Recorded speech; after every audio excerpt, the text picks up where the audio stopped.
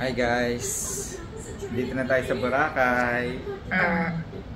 Dito na tayo sa hotel natin sa La Carmela de Boracay. So dumating tayo dito mga past 8 na. Umalis tayo ng NAIA Terminal 4 ng mga 6. More than 2 hours yung biyahe natin. So nag-DIY lang tayo. Pagbaba natin ng air na Katiklan ba yun? Tama ba? Katiklan Airport. Nag-tricycle tayo 150 papunta ng Tabon Port. Tapos dun sa Tabon Port, nagbayad tayo ng 500 each para sa terminal fee, environmental fee, yung pump boat fee, yung natin, transfer na rin papunta dito sa hotel. So lahat na yun, 500 each. So andito na tayo sa La Carmela. First day natin. Galing na tayo dito dati sa Boracay kasama yung mga kids. Ngayon kami dalawa lang ni Mrs. Celebrate kami ng wedding anniversary. Kaya wala man yung mga kids.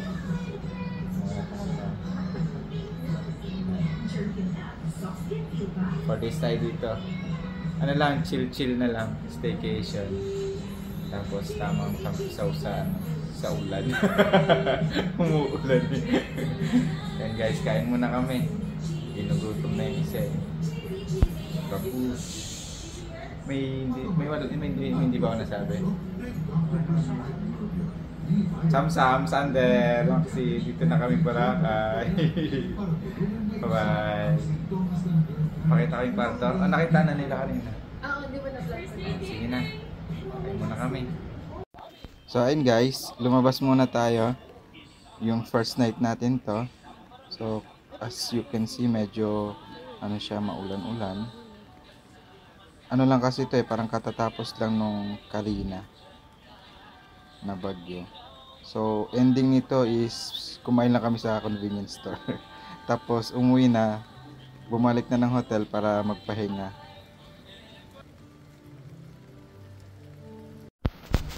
Morning guys, dito na natin dito sa Boracay. So mag-breakfast muna tayo. After natin mag-breakfast, maglalakad tayo. Sana maaraw na. Kasi nabanggit ng service namin kahapon na kapag umaga yung araw. So let's see kung ano ng weather sa after yung medyo heavy rain na weather. Tayo muna, tara.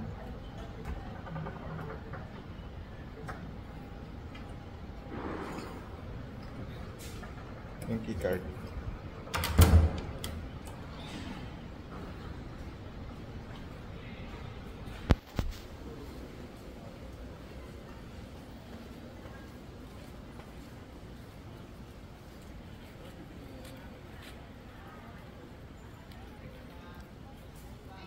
Ay, yung kahapon, yung pinag-check-in na natin.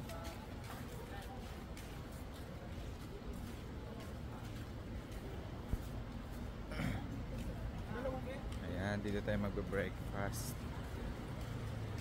Dito lang pala yun. Picturean nga kita dito. Picturean kita, gusto mo? So ayun guys, ito yung breakfast na inclusion ng La Carmela de Boracay. Ano siya? Assisted buffet. So marami namang choices of food. May mga soup, may breads, rice meals, and marami rin choice ng ulam. And may pancit, juice, coffee, and fruits din. And pwede ka rin bumalik. Pwede mo sulitin, no?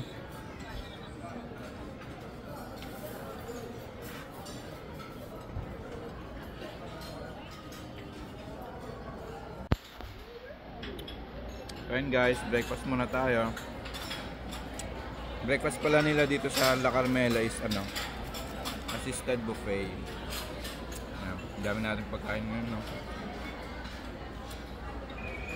Ang dami nating tutunawin. Maya maglalakad-lakad tayo. Kain. Guys, lakad-lakad muna tayo.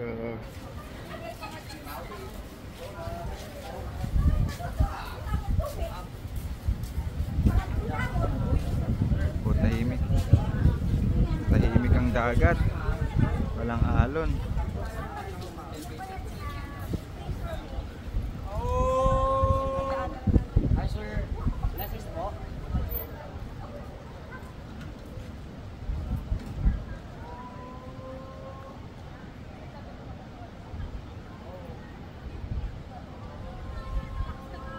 Malakas ba? Hindi ah.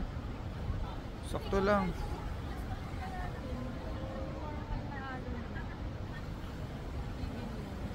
Pero ano pa yan? Kalmado pa yan. Ano? Lakad tayo dun.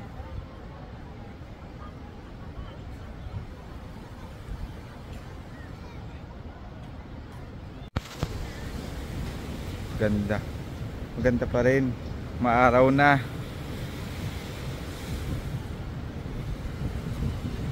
Kahapon pagdating natin dito maulan-ulan eh. Alas 8 na tayo nakarating kagabi. Mabilis na naman biyahe, mga 6 na tayo umalis ng ano yun, Naiye. Ganda ng panahon, napaka-araw.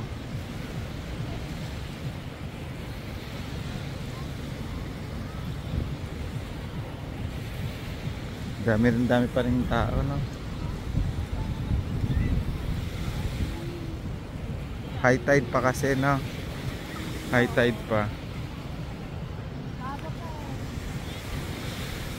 Mamayang hapon, yan, bababaw yan mamayang hapon.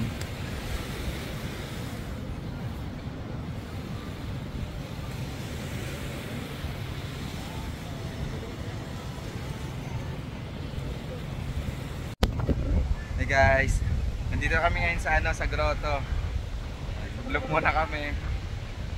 Kasi lalakarin natin to. Sabay, yan ako sabay, pinakadulo dyan. Station 0. Station. Vlog muna tayo dito. Tara, pinatak pa doon. Yay!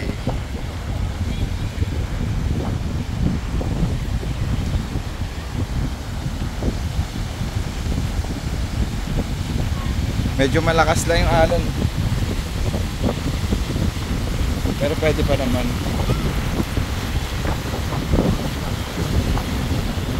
Ganda.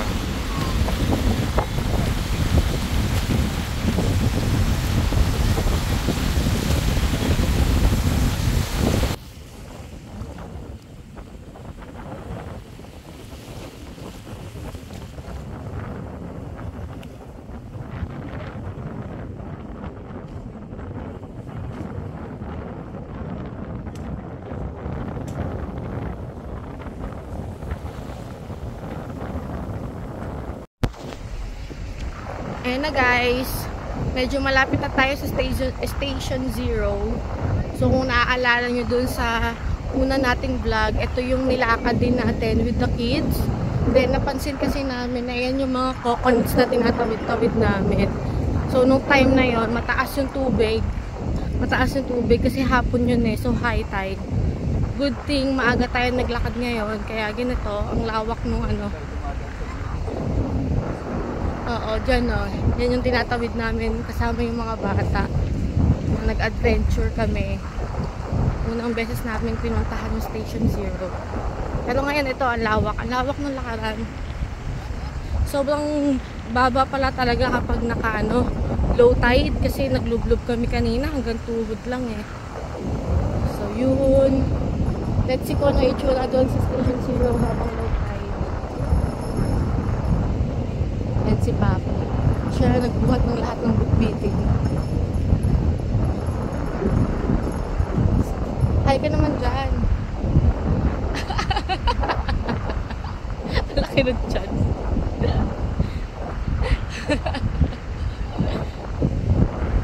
Ayan guys, so yan yung tinatawid-tawid namin mga bato-bato nun. Ayan. Ayan yung mga bato-bato. Ayan yung mga bato-batong nilakad natin dati. Kaya nga. Yung feel na feel nila yung adventure kasi ang sukol ng lakarin. Ang sukol. Masukal. Masukal pala. Sukol. Masukal. Ano wala na? Low tide kasi ngayon.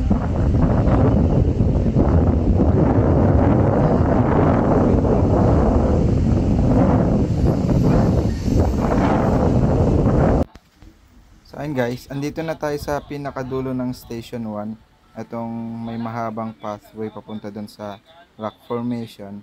Para siyang mini na keyhole ng Boracay. Tawag namin dito Station 0 eh. Ewan ko bakit Station 0. Kasi dulo ng Station 1. Ayan, nasanay na kaming Station 0 tawag namin dito. Ayan, may mahaba yan, sementadong daan. Tapos yung dulo, yung may maliit na keyhole. Magandang picture spot yan. Tapos dyan banda may mga nakaabang na rin ng mga bata na magpipicture sa inyo. Maganda rin naman yung mga kuha. Lagay ko dito yung mga sample shots. Hi guys! Ayun, pabalik na tayo ng hotel natin.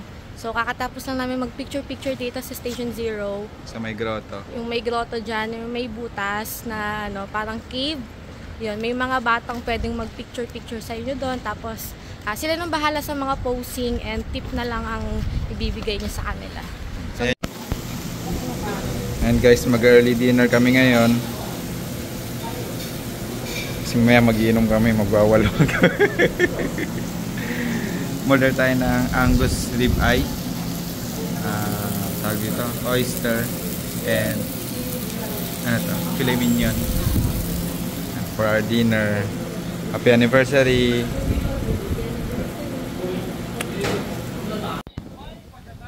So ayun guys, paglabas natin nung gabi, inulan na naman tayo sa second day. So bumalik na lang tayo, and then may nakita tayong resto bar na may live band. Ito kasi hinahanap namin dito sa Boracay eh. Yung inuman lang, tapos may live na tumutugtog. Chill lang, relax. Tapos dito na kami nag-stay. Yan si Mrs. DC. Customer chat support for the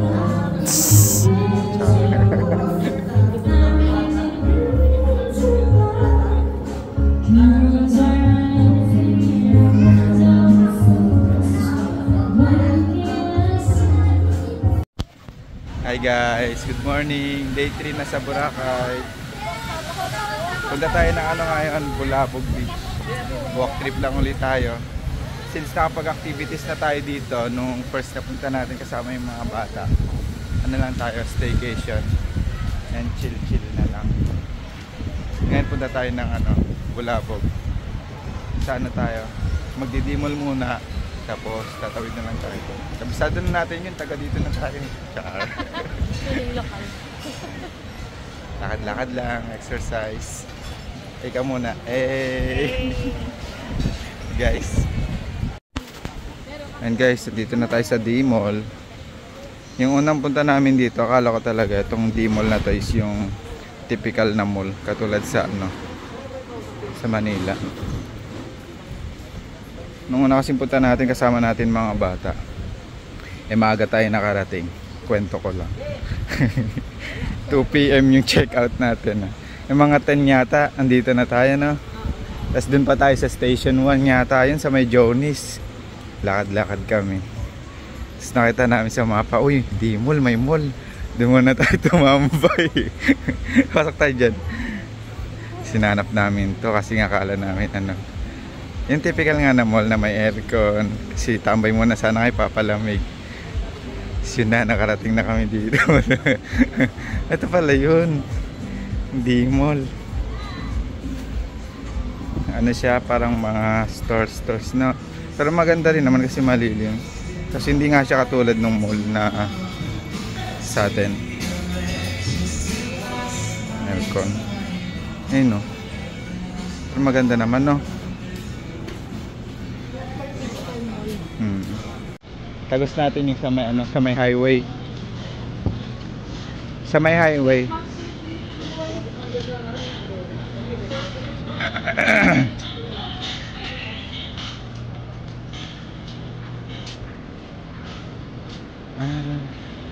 Dito tayo sa kaliwa.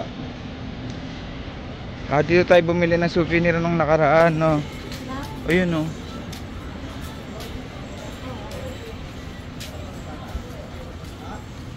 So, ito yung D-Mall.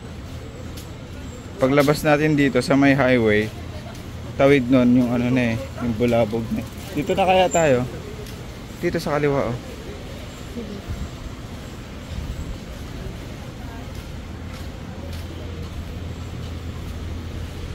So, ito yung D-Mall, guys.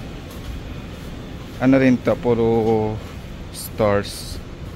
May mga kainan, souvenir shop. So, ito yung gitna, may ano, carousel. Nandito rin yung Valhalla. Diyan.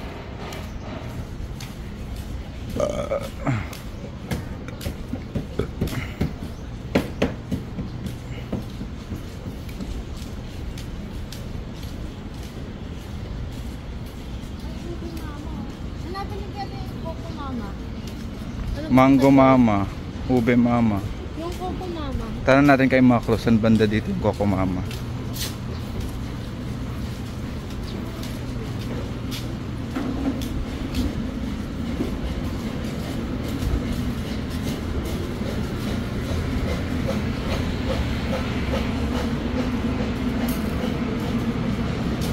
Mostly mga kainan dito sa D-Mall.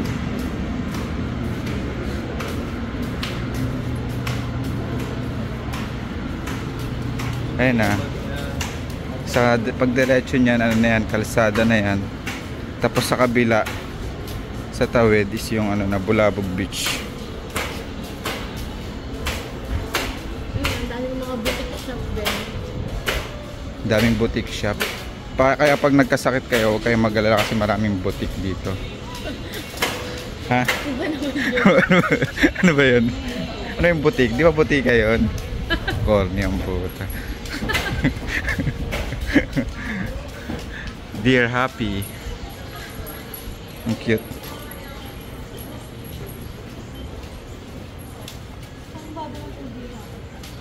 Ayun guys, palabas na tayo ng D-Mall.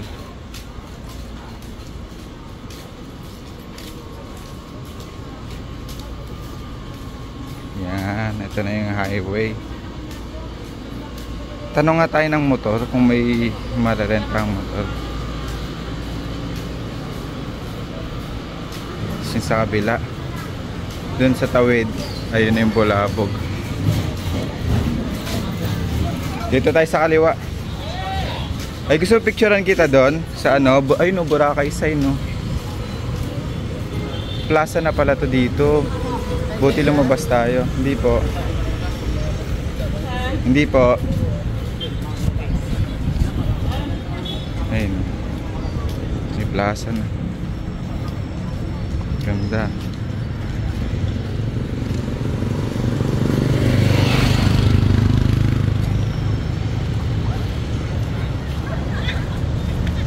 Ganda. Ganda ng ano, itsura.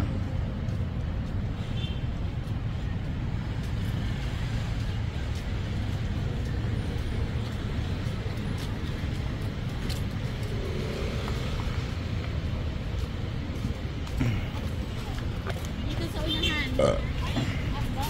Undox ba daw?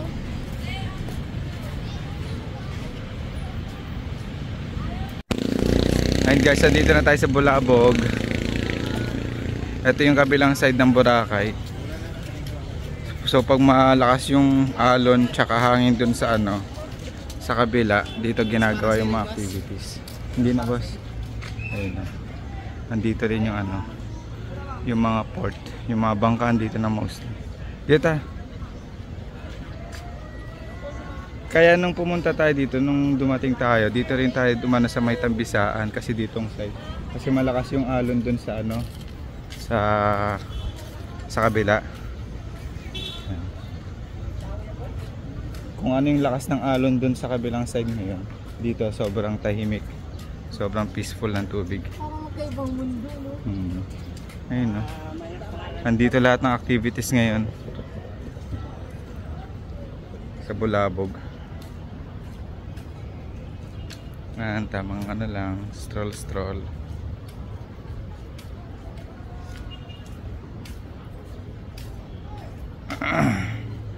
So yan, may mga shop din dito, resto, kainan, cafe.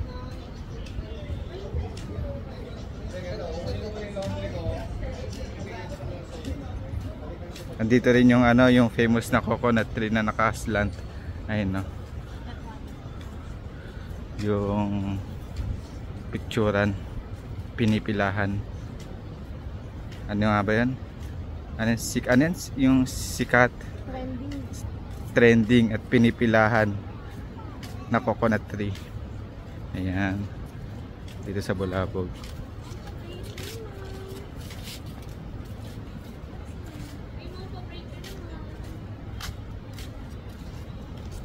Dito na tayo sa dulo. Liligo ba tayo dito? Ang ano lang downside nandito sa Bulabog is mabato. Hindi katulad dun sa kabila na sobrang pino ng buhangin. Pero okay lang din naman.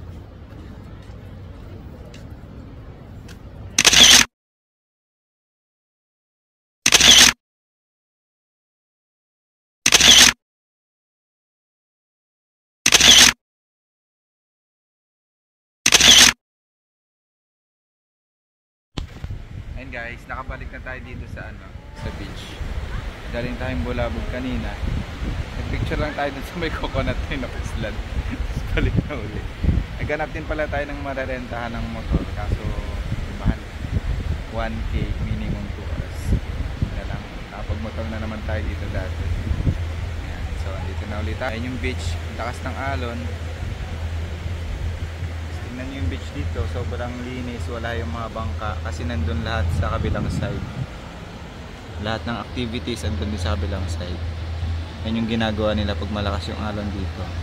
Andun lahat ng daungan, mga activities. Yung, pati nga yung port, doon na rin. Ayan na.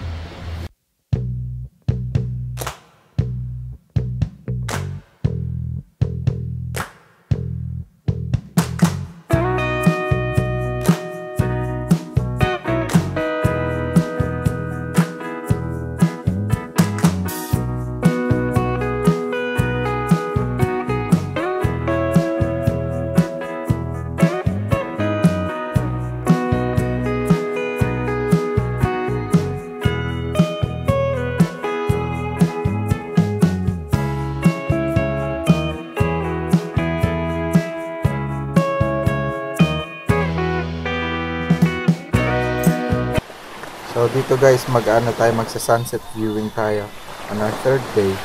Tumambay tayo sa coastline, sa beach area para masaksihan yung sunset. Kasi parang ito lang yung hapon dito na hindi siya umulan. Kasi nung first day at saka second day, naulan-ulan yung hapon. Dito talaga buong araw walang ulan. Kaya napag-desisyon na namin na tara mag-sunset viewing tayo, sakto. Hindi pa natin nagagawa dito sa stay natin. Okay, nag-decide kami tumambay dito sa beach. Ayan, nag-set up lang ng camera, time lapse. Kaso sa kasamaang palad, masyado namang maulap, kaya hindi rin masyadong na emphasize yung beauty ng sunset. Pero okay lang, nakapag naman kami. Ismisan malala. Tamang laik ng mga dumadaan. Yan guys, palipas na ng oras hanggang palubog yung araw.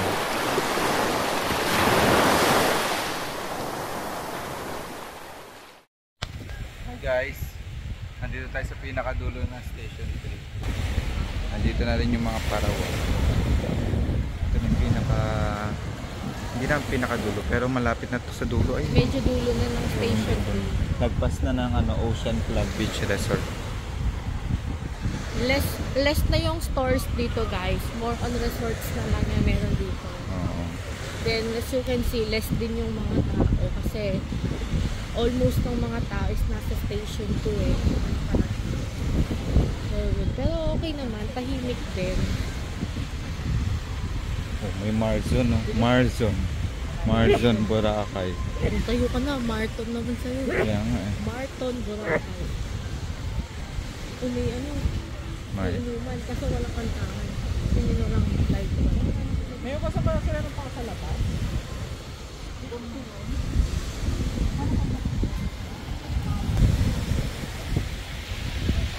Bukas uwi na tayo. Uwi na tayo bukas. Tapos na ang ating mga matagayang araw.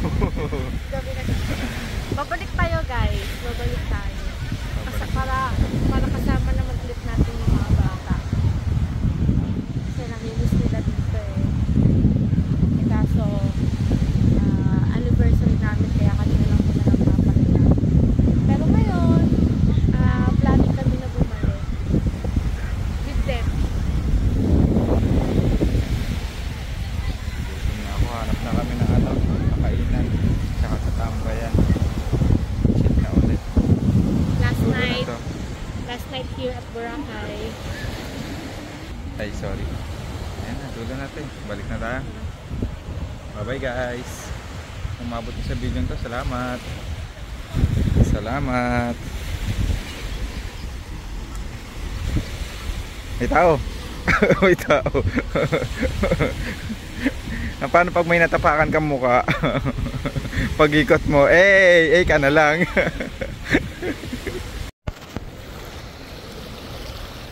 And guys, last day na natin dito sa Boracay ngayon. Huling lublob. Lamig. Fuck. Shit. May uwi na tayo. Balik na tayong Manila. Ang lamig. Grabe. Bawal na tumalubog tong cellphone. Ganda ng tubig talaga dito. Linaw talaga, Papa. Kaya nga eh. Pero medyo malalim na dito. Oo nga. Compare sa station. Pero maganda pa din. Oo.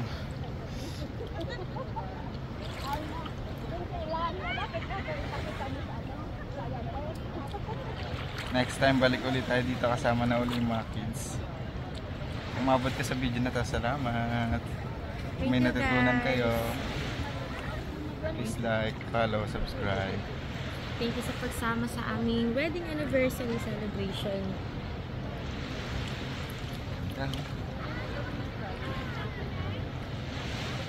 Tara, swimming na tayo. Huling lublob.